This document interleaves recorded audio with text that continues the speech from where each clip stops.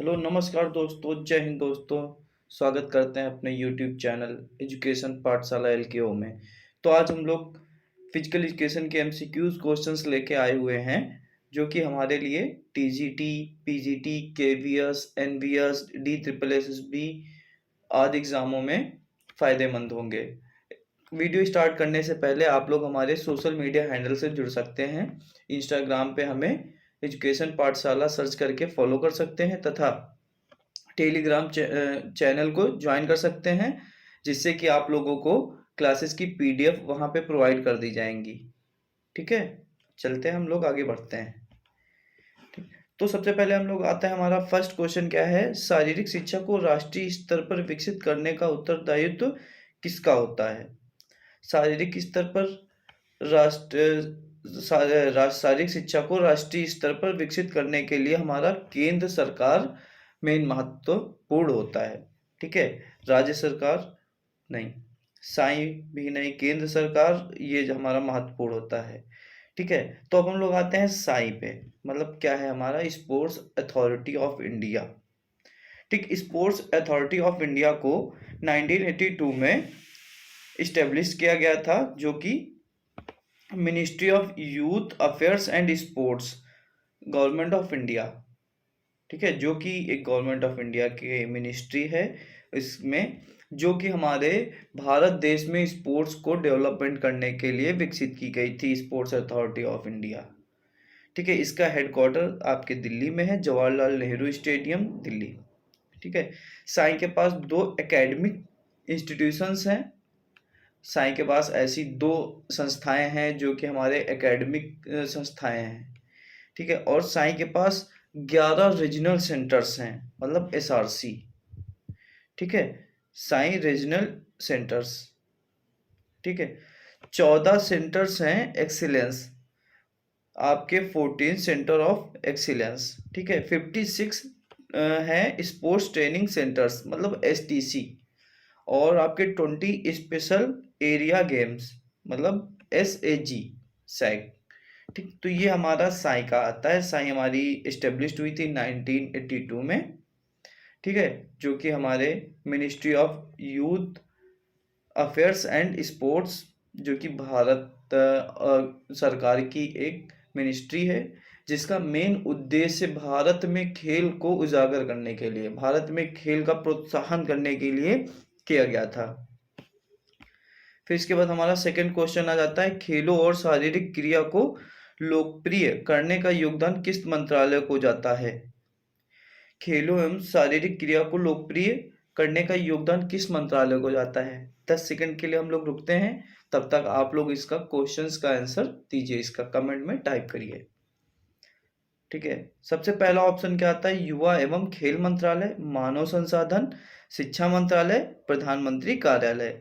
ठीक, युवा एवं खेल मंत्रालय इसका ऑप्शन सही हो जाएगा।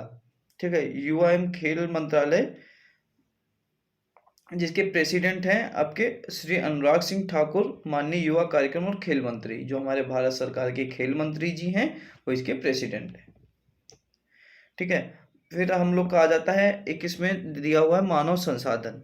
मानव संसाधन क्या होता है, यह संपन्नता को प्रबुद्ध और एकजुट नीतियों के माध्यम से शिक्षा, प्रशिक्षण, स्वास्थ्य और रोजगार के सभी स्तरों को कॉर्पोरेट से लेकर राष्ट्रीय स्तर तक बढ़ावा देना, मतलब आपका निम्न से नेशनल लेवल तक इसको बढ़ावा देती है। हमारी शिक्षा को, प्रशिक्षण को, स्वास्थ्य को, रोजगार को एक बेसिक से टॉप लेवल तक लेके जाती है।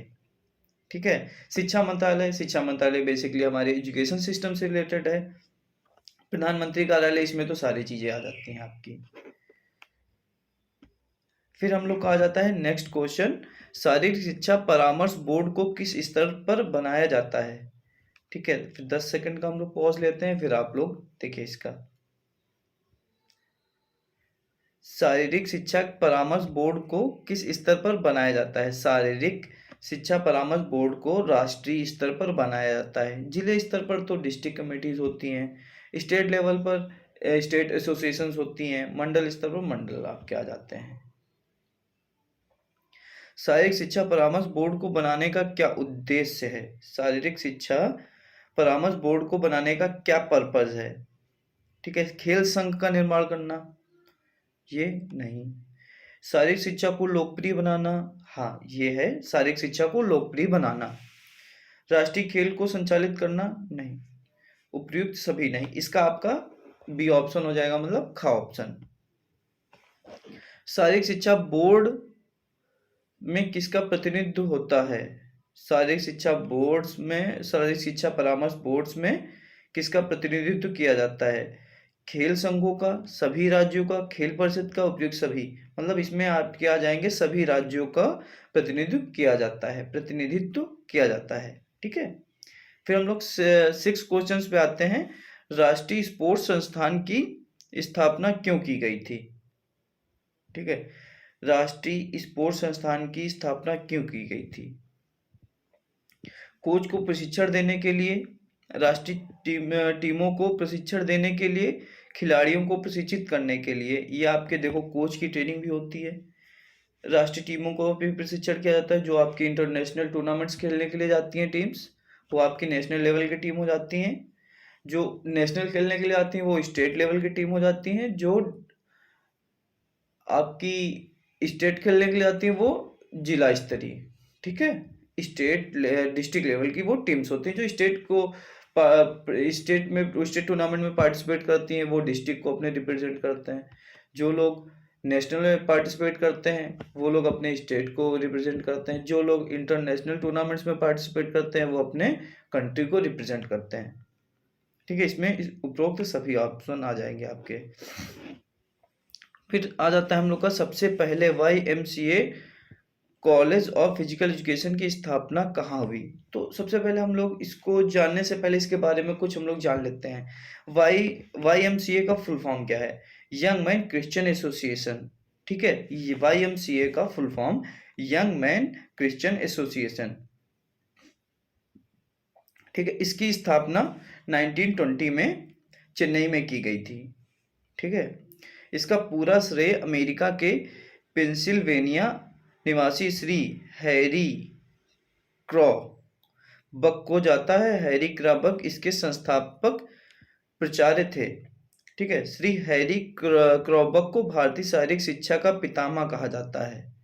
ठीक है, जो इनका father of physical education Shri Harry Crowe Buck को कहा जाता है। ठीक है, डॉक्टर AG नोहरान प्रथम निर्देशक थे। डॉक्टर AG नोहरान जो ये थे, ये हमारे प्रथम निर्देशक थे।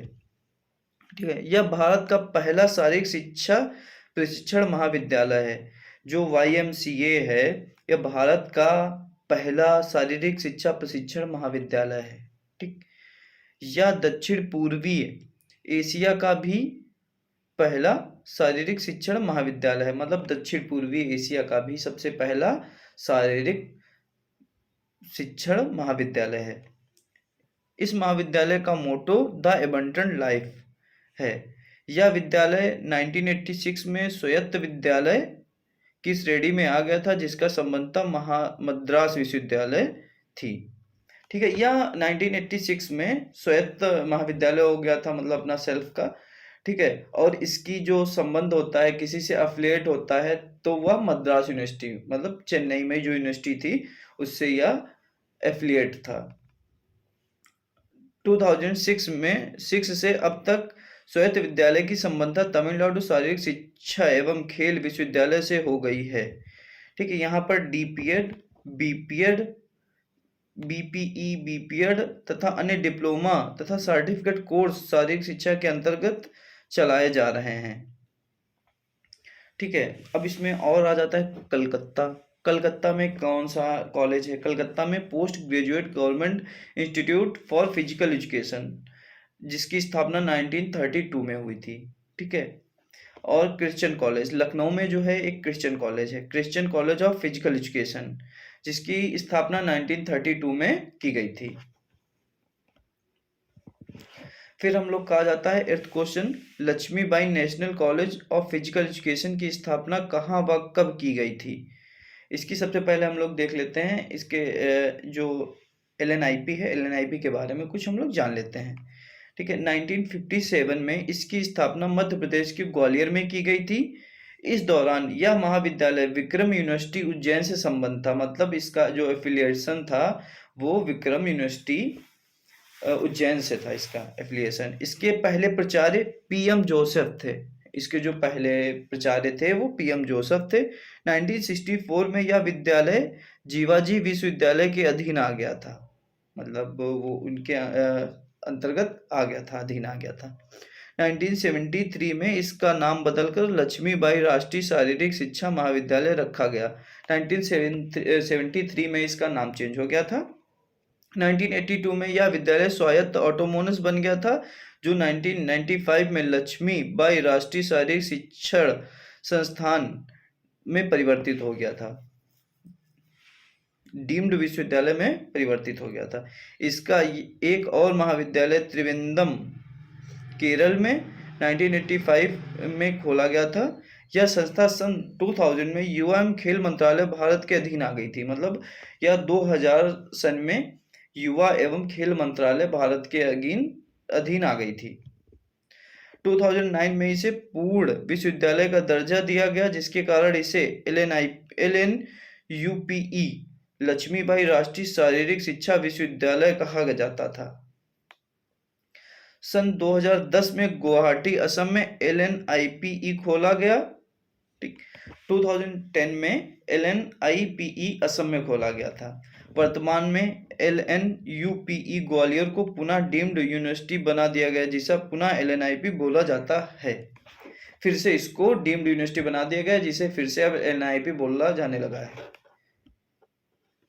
Christian college of physical education Lucknow को कब स्थापित किया गया था?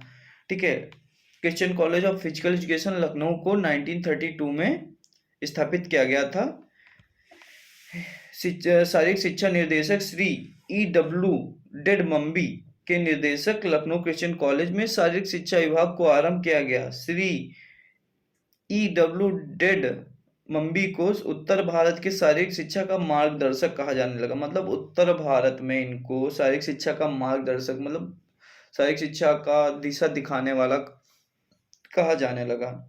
यह कॉलेज एथलेटिक्स, तैराकी, बास्केटबॉल, कुश्ती तथा अन्य क्रियाओं में विशेष ट्रेनिंग देता है। वर्तमान में यहाँ bachelor in physical education BPED नामक कोर्स चलाया जा रहा है, जो यह लखनऊ में आपके क्रिश्चियन कॉलेज स्थित है, जो कि गोलागंज में है।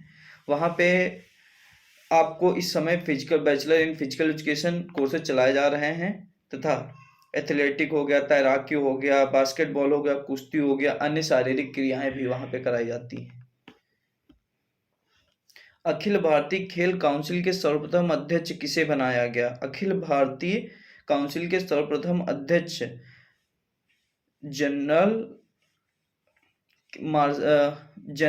KM करियप्पा को बनाया गया था। ठीक है, थैंक यू दोस्तों। हम लोग अपनी वीडियो यहीं पे समाप्त करते हैं। ज़्यादा से ज़्यादा हमारी वीडियो को शेयर करें तथा हमारे YouTube चैनल को सब्सक्राइब करें। धन्यवाद दोस्तों। हेलो, नमस्कार।